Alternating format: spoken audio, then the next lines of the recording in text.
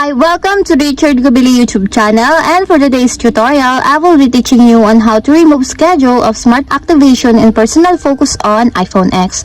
But first, kindly subscribe to this channel and don't forget to hit the subscribe button and the bell to notify you for the new updates. And let's start. Using your iPhone X from your home screen, first, go to Settings.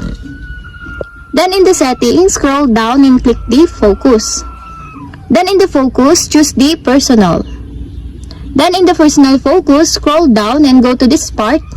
Then click the schedule that you want to remove. For example, you want to remove this one, just click it. Then click the delete automation. Then a pop-up will appear, then click again the delete automation. And your smart activation scheduled is now removed. And that's it. We have successfully removed scheduled of smart activation and personal focus on iPhone X. If you have a question, kindly comment down below and don't forget to hit the subscribe button and the bell to notify you for the new updates. And thank you for watching.